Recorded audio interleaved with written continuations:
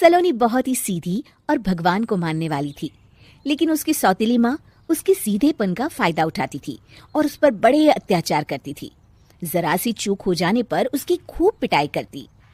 अरे सुनते हो, कोई लूला लंगड़ा देख इसकी शादी तय करो और इसे इस घर से बाहर का रास्ता दिखाओ।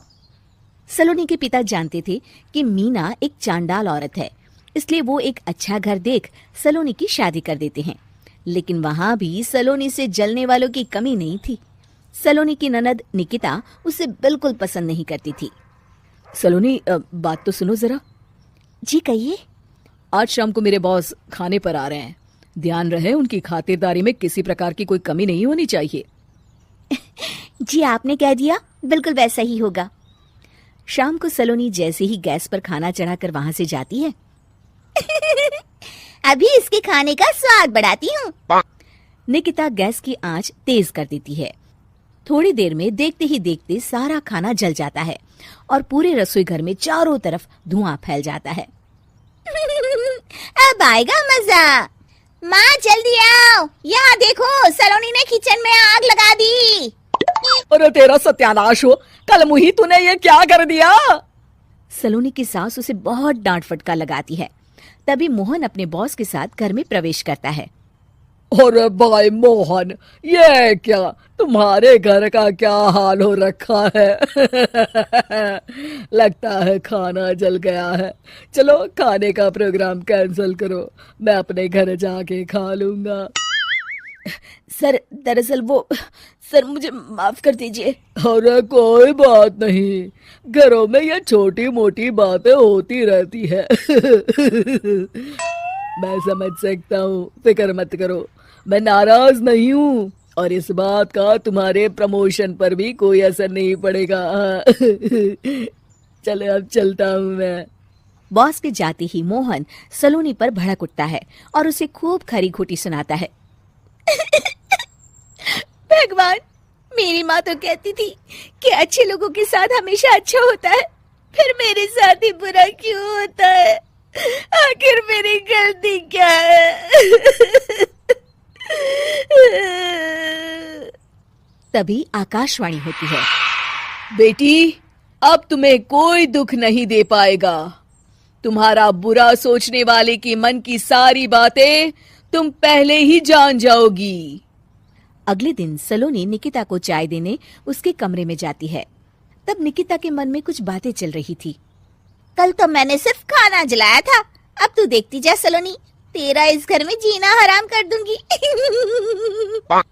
अच्छा, तो ये बात है, अब इसे सबक सिखाना ही पड़ेगा।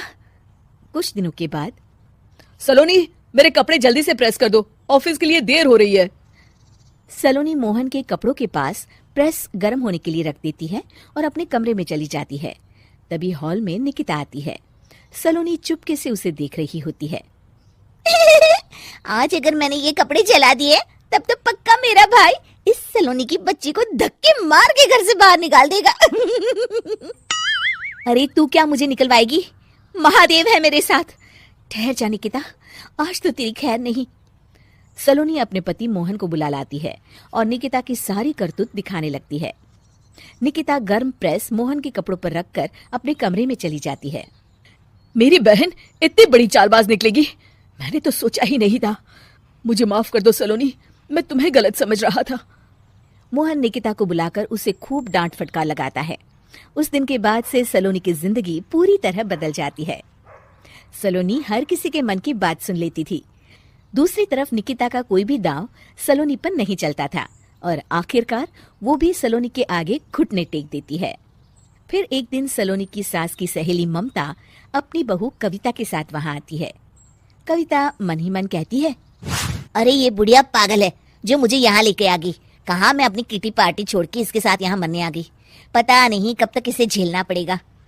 अरे ये जल्दी मरे और इसकी सारी जायदाद मेरे नाम हो जाए। सलोनी कविता की सारी बातें सुन लेती है। अरे कविता, तुम अपनी सास की जायदाद के लिए उन्हें झेल रही हो और उनके मरने का इंतजार कर रही हो? ये तो गलत बात है। सलोनी की बात सुनकर कविता बिना देर किए कहती है, अरे ये तुमने कैसे सुन लिया? ये सारी बातें तो मैं अपने मन से बोल रही थी। तुमने कैसे सुन लिया? बस फिर क्या था, ये सुनते ही कविता के बगल में बैठी उसकी सास उसकी चोटी पकड़ लेती है। क्यों रे कलमुही, तू मेरे बारे में ये सब सोचती है? मम्मी जी, मुझे माफ कर दीजिए। बड़ी आई मेरी जायदाद लेने वाली, मैं आज ही अपने वकील को बुलाकर सब कुछ छोटी बहू के नाम कर देती हूँ। चल घर चल, आज तेरी अच्छी खबर लेते हूँ। इस तरह सलोनी लोगों के मन की बातें सुन लेती थी, लेकिन धीरे धीरे सलोनी को एहसास होता है कि उसके आसपास के सारे लोग एक दिखावे की जिंदगी जीते हैं और सब एक दूसरे के बारे में बुरा ही सोचते हैं।